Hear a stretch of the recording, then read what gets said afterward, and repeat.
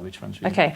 What is my biggest block to my soul development, or how to speed up my soul development? Who's That's Attila. Attila? Do I say it right, Attila? Yeah. Yep. Yeah.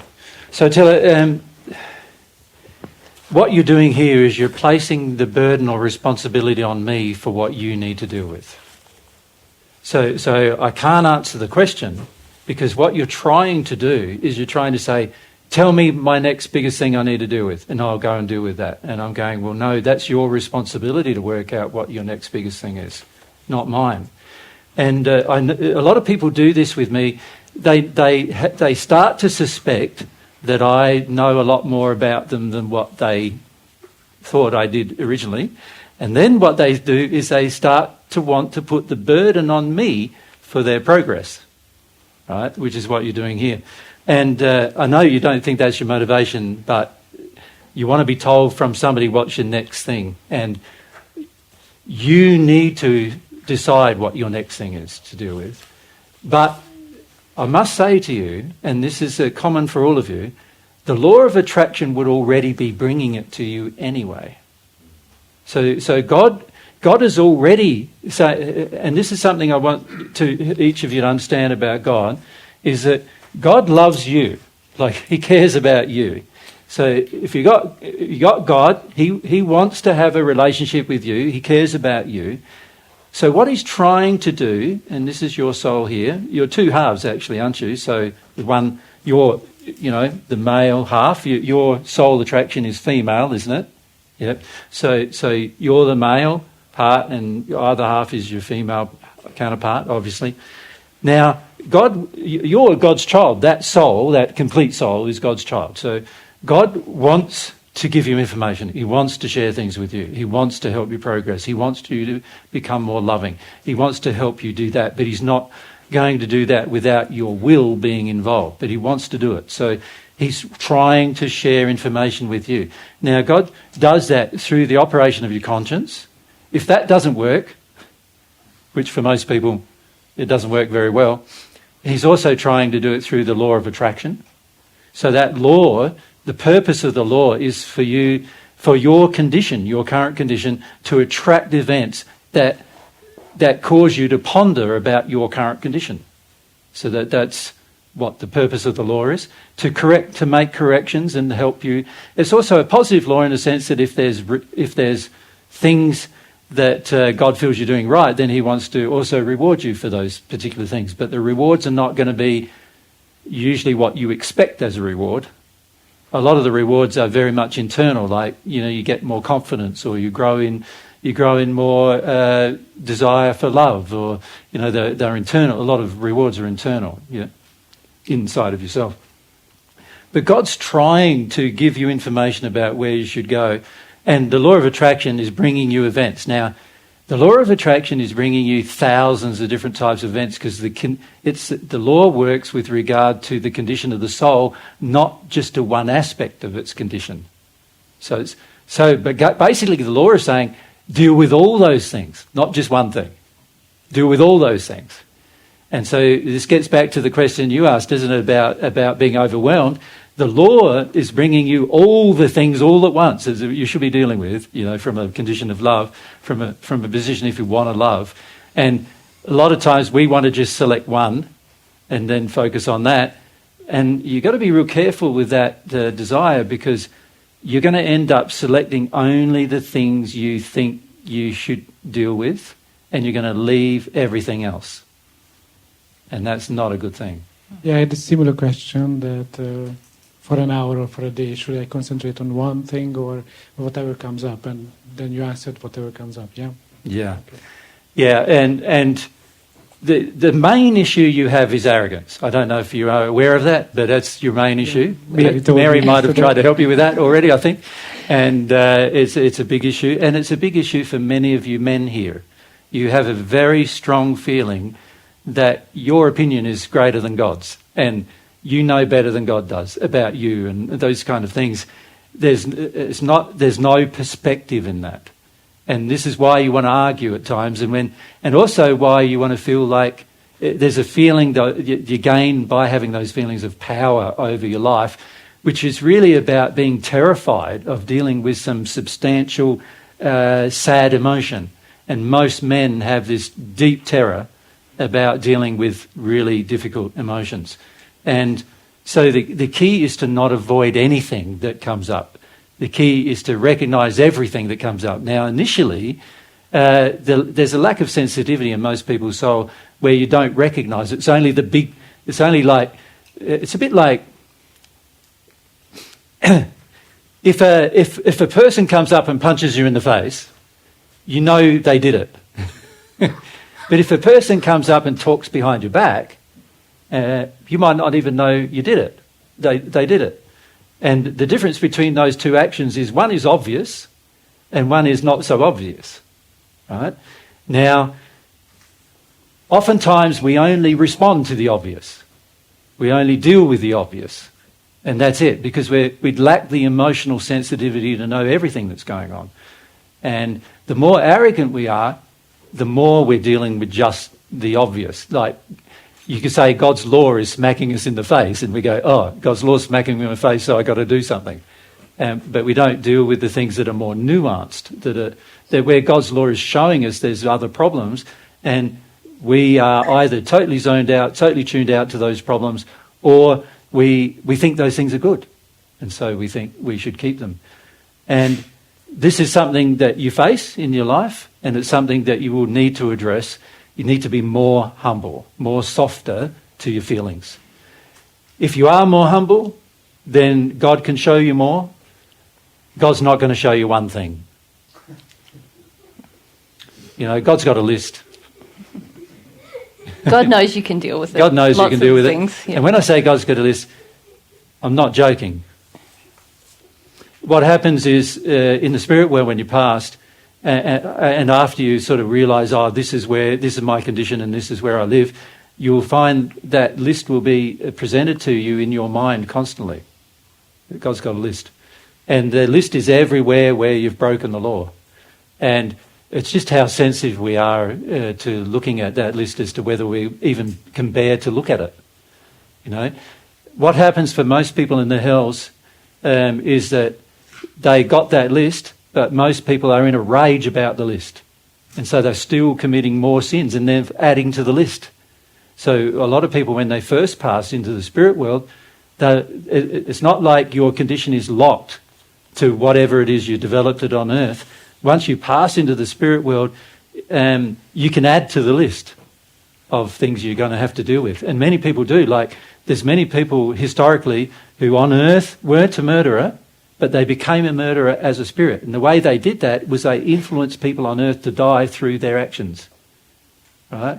Because they felt the power of that over a person. So spirits who are with Nicholas here, they are like that. They feel, I get power over trying to kill somebody, or trying to have total domination over his life.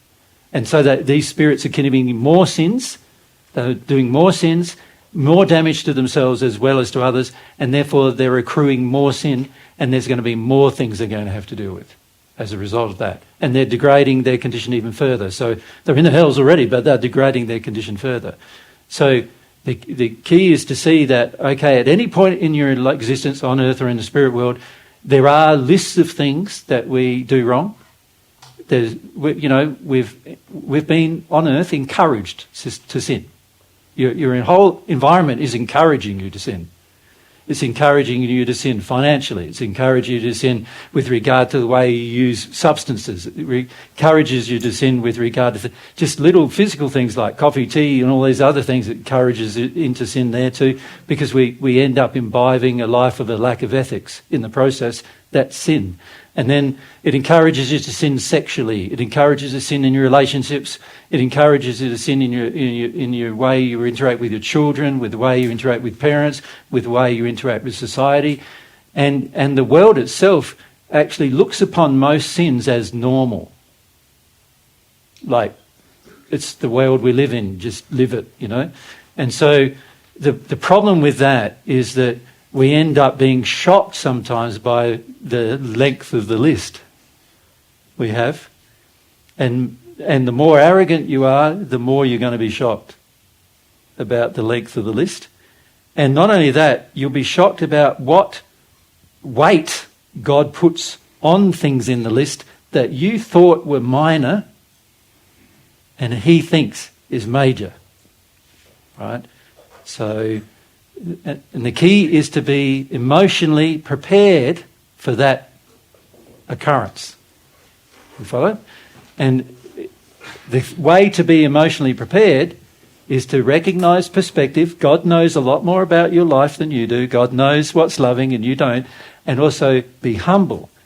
Every emotion you might have to feel, even the emotions of being exposed for, for all sorts of things that you didn't think were a problem, even those emotions, if you're humble, you'll deal with it all. You'll be fine. Make sense? Yeah. Yep. But don't be addicted to this whole concept that I'm doing real good, I'm doing real good, I'm doing real good. Tell me I'm doing real good. It's not going to go well for you. Because in the end, when you hit the list and you recognise how long it is, you're going to be shocked and then you'll probably be tempted to give up. Yeah. Yeah. Yeah.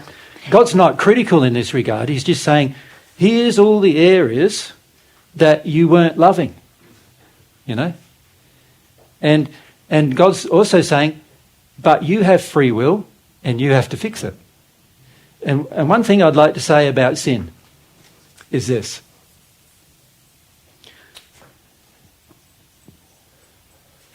Who created it?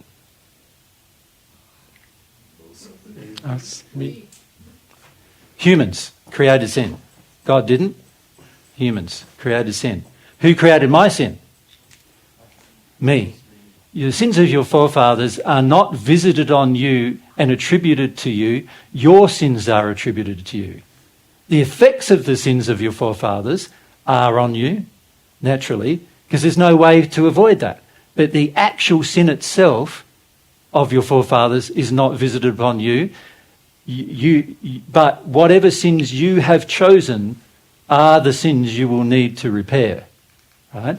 Now, sin is human creation. It's a human creation. God requires humans to fix it.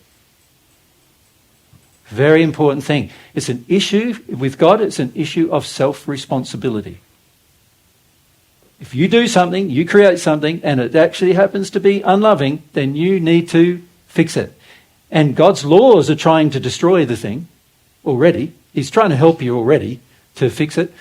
If you create a loving thing, God's laws will help you build it to be bigger than what you even envisaged, that you imagined it would be. Right? God's laws will help you build it. Right? So God's not unrewarding in that regard. And on one hand, he's saying, all these unloving things need to be destroyed, but you created them, you destroy them. But all these loving things you want to build, I want to build them too, so I want to help you. That's how God treats all of the things we do. So the rewards from doing loving things are great. And at the moment, many of you can't imagine what those rewards will be, but in your longer term life, and particularly once you enter the spirit life, you'll start seeing, there's these huge rewards, like huge rewards. Many of you, even though you might be in the hells right now, in terms of your condition, many of you don't have to be by the time you pass. Many of you may never experience the hells by the time you pass if you deal with some of these things here on earth. You'll find you enter the spirit world in second sphere, third sphere, or fourth sphere, or fifth sphere. Right?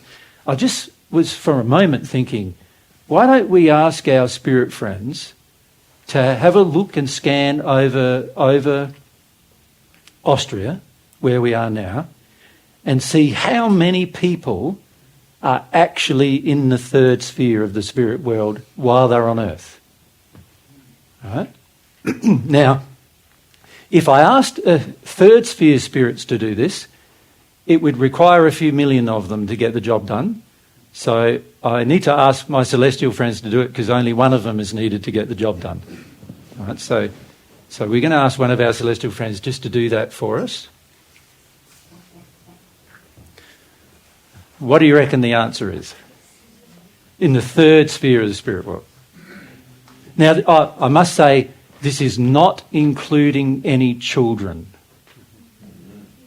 Because many children at the time of birth are at the sixth sphere of the spirit world. Yeah, so or close to. So we're not including children, we're including people who are adults here. Anybody, say, above, shall we say, well, what's the age of consent here in 18? 18. Anybody above 18? Our spirit friend said 15. Yeah. No, over the age of 15. Sorry. No, there's not 15. No. Over the age of 15, they're saying. Because the reason why they're saying that is by the time a person has become a teenager, generally they're quite set. Yep.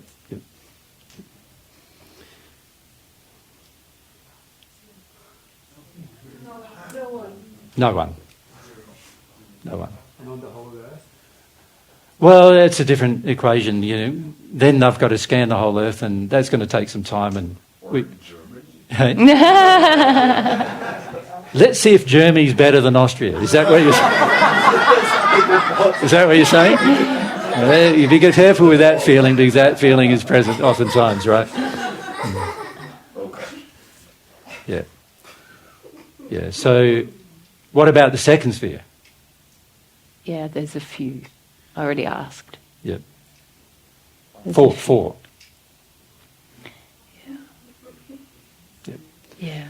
And everyone else in the first sphere, Yep. to varying degrees. Yeah. Yeah. Yep. And it's mainly the moral condition of people that is assisting them to be in the second sphere even. Yeah. It's not because of the love necessarily they've received, but because they've just been very moral people their entire life. and acted to love others. Yeah. And Yeah. taken action to love. Yeah. Yeah. Yeah. And if it wasn't for their action to love, they wouldn't be in the second sphere either, because they have other problems that would keep them in a lower sphere. Yep. Yeah. Yeah. Now, this is pretty much the same in every country. It's a similar equation in every country. So all these questions we ask, I hope my condition is better than that and whatever, just get used to it. It's not. And you need to let yourself feel about it and work your way through why it's not. Just like everybody in history is going to have to do. Right? Now, you can choose to do that on earth, and you can choose to do it with God's help, or you can choose to do it, by yourself without God's help. It's just going to take a lot longer doing it by yourself, because to do it by yourself requires self-awareness on every point. So every item in the list you will need to find some self-awareness on if you do it by yourself. The beauty of doing it with God is God can share with you, and he also encourages then, because you're humble, the spirit friends to share with you the sins that they're committing and how to get rid of them.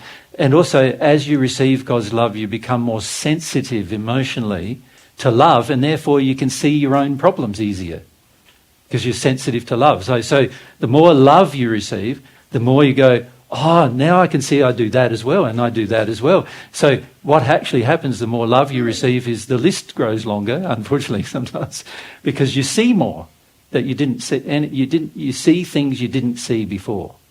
And that's good. It's not a bad thing. But when we're humble and we want to love, we want to know the list. That's right. And also, whenever people ask, what sphere am I in? Am I, do you think, whatever, I always encourage people to look at the motivation for the question. Because if you're receiving God's love and you're sincere about that, you realise you've got work to do and you want to do it, and you want to love people as equals regardless of the sphere that you're in. And often the people who ask that question are wanting to feel superior. Yeah. Which is a big problem. Yeah. The more you want to feel superior, the darker your condition actually is. Yeah. So, and do you feel like you covered that one now? So you asked the question, if I continue my development at the same pace, will I reach a one with God before I pass into the spirit world? No, is the answer to that. You definitely will not. You'll be lucky to get the second sphere, to be honest, if you continue with the same pace. So it's going to require more humility on your part, Attila. But this same thing applies. It's a good question because the same thing applies to most people here. You're not going to reach a one with God if you keep going at your same pace you're currently going. You're going to be lucky to enter the spirit world in the second sphere for the majority of you. And most of you, if you keep going the same pace you're currently going, you'll end up in a worse place than you currently are. So that's not. I know it's disheartening to feel that, but I need to share that truth with you, because there needs to be more awareness of sin. You see, the more you become aware of your sin, God's happy. God goes, Tilla, it's fantastic. You can see this problem now. The reason why I spent some time with Julius yesterday on you know how he said he's like a mosquito, sucking blood out of people, and I spent some time with him about it, because I get really happy when I see a person see an awareness develop. You know, I feel that's a developing sincerity, right? God feels even more strongly than I do about that. You know, God rewards your sincerity. So don't be disheartened by it. Just go, right, if I'm not making good progress and I thought I was, then obviously me thinking I was a part of the problem. You know, and we need to address that as to why do I need to think I am, rather than just feel where I'm at. Now, all of us have problems. We don't need to judge our problems, and you don't need to compare with other people. Each of you have unique problems. You've had a different life. You know, like some of you have had very traumatic, I look at your life, Nicholas, your childhood, very chaotic and traumatic. Spirit-induced, mother who's unstable, really mentally unstable, family quite mentally unstable at times, the whole family, very spirit influence, very chaotic life as a child. So there's specific problems you're going to have. And then I look at some of the others and you haven't had that chaos. But the trouble with not having some of that chaos is you don't feel the pain of the problems you've had. And so sometimes I've seen people who are in Nicholas's state progress very rapidly, because once you recognise the chaos and know what to do, you can progress. But I've seen other people who've been really confident that they're doing really, really well, and they have hardly progressed at all, you know, in hundreds or even sometimes thousands of years in the spirit world. They just barely progress, you know. So your progress even is going to be dependent upon your state of humility. It's going to be dependent on what you eventually end up seeing. So what I would encourage you to do is to see more, allow yourself to see more. And don't be disheartened by what you see. Think of it as the way I sort of see it is, now I know, now I can deal. That's sort of how I see it. If you have the viewpoint, oh no, there's another thing, oh no, there's another thing, then basically there's already a momentum towards not wanting to know. And that's going to be a problem for your future, right? It's better if you can know. Because if you know, then you can do. But if you don't know, if you're not aware, then there's nothing to do. You know, it's very hard to find out what to do. So when I'm talking to God, God's exposed a problem that I have, like this love of self problem, I go, right, now I know I got the problem, now I need to resolve what can I do about it. And that's my responsibility to even do that too. God wants me to develop my own passion and desire to correct my own problems. It's a part of actually, and as you do, you'll feel like proud of yourself in the end, that you're able to correct your own problems too. You know, yeah. If we come down to Tim at the front here. What's a practical thing we can do to be more humble? Again, it's not one thing. There's like the first thing that helps me is perspective. I know that I don't know everything. Knowing that is very important to your future life. Knowing also that God knows everything is very important to your future life. So those two things help me greatly. The third thing is every single day, one of the prayers I have to God is help me be humble today. Like, I want to be more humble today. Because if I can be more humble today, then I can deal with something today that I don't have to deal with tomorrow because it will be fixed. Does that make sense? I sort of have the view, don't put it off, bring it forward. You know what I mean? Most people have the view of, oh, see, I've got a problem, let's delay it 5 years. You know, like I don't want to deal with it right now, but I'll put it off for 5 years. And if you keep doing that, what you will find is that 5 years go past, another 5 years go past, another 5 years goes past, and you'll end up with a lot of regrets in your life and a lot of wasted time and a lot of wasted relationships and everything for you to learn anything. What you really want to do is you want to know things sooner. You want to be aware of things sooner. It requires a lot of desire, in the sense with God, desire to know more about what problems you face, what problems you have, but also more about the good things about yourself too, that you also need to learn how to develop. So one of the things I know that's good about me is I love the truth, right? So I want to know how to develop that love further. Does that make sense? Because it's a good thing about me, I want to make it better, right? So I want to know, what do I do?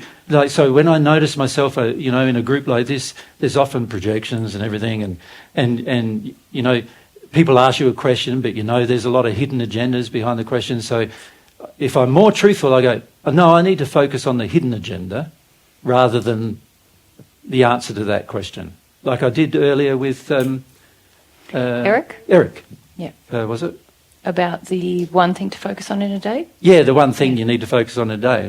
The agenda there was, I don't want to feel overwhelmed. So let's work on that agenda that you have, right? So that is me being more honest with Eric, because I could have just listened to his face value comment, knowing that he's actually fibbing, lying to himself. I could, and ignoring that he's feeling overwhelmed. I could listen to that face value question and answer that question, but the problem is it doesn't deal with the actual problem, which is avoiding the feeling of being overwhelmed. So if I did that and I know better, then I'm not really being truthful with him, you see. So I've got to be more truthful. I know more of what's going on. I need to say it, even though it might not be happy to hear and tricky, and the person might not agree. Many of you don't agree with what I say. And I don't expect you to necessarily, but I do wonder why you don't listen more, because it's sort of like you come along to a seminar for 15 hours this week, you surely would come along with the motive of listening. Do you go along to other seminars with the motive of telling them what to do? Like you go along to a music festival, let's say one of my favourite musicians was Billy Joel or something like that. So you go along to a Billy Joel concert, and it is a part of your job. You go along there and you decide, put up your hand and say, Billy Joel, I don't like the songs you sing. I think you need to, and I think you need to sing these other songs. And I don't like the lyrics of that song. That song wasn't very nice. Is that the disrespect you have for them? So why do you have that disrespect for me? Is the question, you see. So many of you want to argue with me, and I get that. I understand why the arguments are present. But if I was going along to somebody to listen, I would be listening a lot more than you guys are listening. Does that make sense to you? Many of you want to argue. And I get that. I get that a lot of the things I say trigger emotions, and you just feel like, I've got to spurt it out. Like I got to go. The sin is fighting for itself. The sin is fighting for itself already, right? And we don't realise it. And so we've got to say something. I disagree with that. But what about this? And but what about that? But many times we're not seeing, even in that moment, you're being unloving to the very person who's trying to love you. Now, if you do that in the spirit world, all the spirit's going to do is just walk away. And you won't get help. And if you do that to your to friends who are trying to, the main reason why the majority of you are here is not because you had a motive to be here. It's because your spirit friends had a motive for you to be here. They felt it would be good for you. Does that make sense? Now, some of you are not in that place, but the majority are. So and there's very little awareness in many of you how much those spirit friends influence your desire to be here, even. Right? They're trying to help you change. And many of them are going, we can hear them when we're talking, just listen more. You know what I mean? But they also understand that you're in a fight. You're in a fight, that truth and error fight we talked about yesterday, the fight between truth and error. It is an internal battle and it's difficult. And I understand that what the subjects we cover are quite difficult compared to going along to a Billy Joel concert.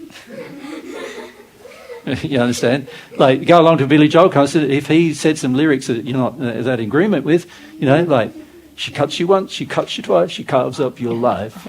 Stiletto is a song that you wrote. And you're going, wow, that's a bad view of a woman. Right? Well, a lot of people are like, yes, he really gets me. You know what I mean? But you're not going to put up your hand and say, Billy, can't you just tone it down a bit? And the reality is, if you have respect for the person you're seeing, you will just probably let them speak more and allow yourself to contemplate what's being said, right? And that's the point I'm making. The point I'm making is that frequently, because our emotions get so tied up and are so fighting for themselves, we feel the need to fight the person who's just sharing truth with you. And that's unfortunate, because all that does for me is it says, I'm tired of sharing truth with you now if you're going to fight it all the time. I'm just going to go on to the next group, and hopefully someone there is not going to fight so much. You follow? So I would like to see that as a group you allow yourself more to see your sin. We were talking with our spirit friends last night about each sort of group of people, due to attractions, has specific problems, and we were talking with them last night, saying, well, what specific problem is really the major issue as a group that you have? Now, I'm not saying that all of you here have this problem, but it is a major issue in the entire group. And they said most don't see their own sin. Yep. And that is going to be a problem with your relationship with God, because God's trying to help you see that your sins make you unhappy. Right? They make your life harder. They make your life worse. Not only do they make this life unhappy and worse, but your future life will be infinitely better if you could deal with your sins in this life. Right? Like I said, you have the prospect of passing over into the spirit world without sin, even. Like in the first century, when I passed, I was in the 10th sphere of the spirit world. I was the only one there when I arrived. There was nobody else there. And like, it's such a place of beauty and everything. The way I arrived there was when I passed in the first century after I was crucified, the very first place I visited was the hells. So I went there first because I wanted to tell people in the hells that God's love was available to them. Does that make sense? So I visited the hells first, and I tried to talk with them for quite some time, and then I went to the higher levels of first sphere and talked to groups of people there that never heard about God's love either. So I talked to them about God's love. In the end, there were big. This is in the first century. Big sort of auditoriums, much bigger than this. There's auditoriums like in the first sphere. Even there's auditoriums where there's 20,000, 30,000, 50,000 people will fit. And so we talk to large groups of people about God's love being available. And then when I went to the second sphere, same again. And then third sphere, same again. And fourth sphere, same again. And all the way through this time, I had with me all the people who had already received God's love coming with me. It was beautiful. It was like a procession. And we went from the hells to the first sphere, through the first sphere, through the second sphere, third sphere. And each sphere I went to, those that couldn't go to the next sphere because of their development didn't come. And the next sphere, and next sphere, and next sphere, sixth sphere, seventh sphere. And so I didn't go straight to my home in the first century when I died. I went to each sphere all the way through to the 10th. And that was my home. Right? And I was the only one in that home. So it was like having a world to myself in that home. But all the way through, it was just sharing with people. God's love is available. He wants you. He wants you to give you that love. He wants you to be in a condition where you desire it and want it for yourself and want to receive it. He also wants you to deal with the sin that stops you from desiring. because all of your sins stop you from desiring love as the way God defines love to be. And so that was the message I had all the way through, right? And that this was an offer that was just being made just before, at the time of my birth in the first century, it started being made again.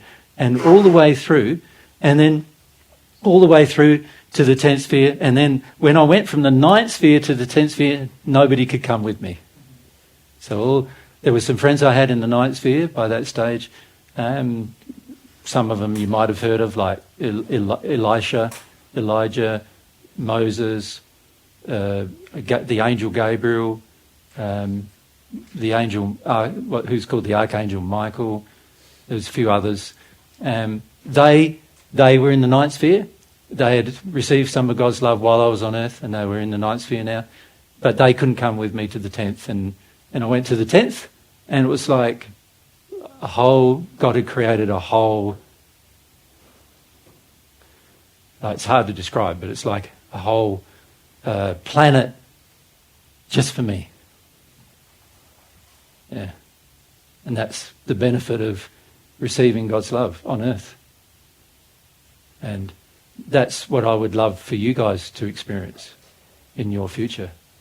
Just that beauty, not having to go through the hells, not having to go through sin because you've done it here. And receiving God's love and also not fighting it. You know, we talked about this on yesterday, didn't we, about fighting. A lot of times we don't realise how much we're fighting. And yet it's such a beautiful gift, and we don't know how long God's going to continue offering it for, to be honest. So it's something that's available now. Take the opportunity. Like all gifts, they're available for a time.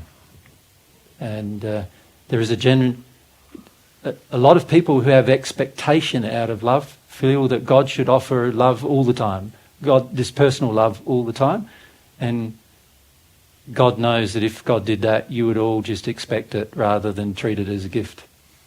So he wants you to see it as a gift, available now, take the opportunity. That make sense? Yeah. I think that's a good place to have a break for lunch. So let's do that. And what's the time now? It's 12:30. 12:30. So can we come back at 1? Yep. Mary and I are probably going to want to finish around 2:30, 3 o'clock today. We'll try. We definitely don't want to go beyond 3. We've got to pack up to do and all that kind of stuff as well. So we'll probably arrange this afternoon, like we might do 1 hour, maybe at the most, of some mediumship, and then. Can I talk to you about how I want to do it? Yeah. Mary and I will discuss it, and we'll let you know after. Yeah. Good day. Cool.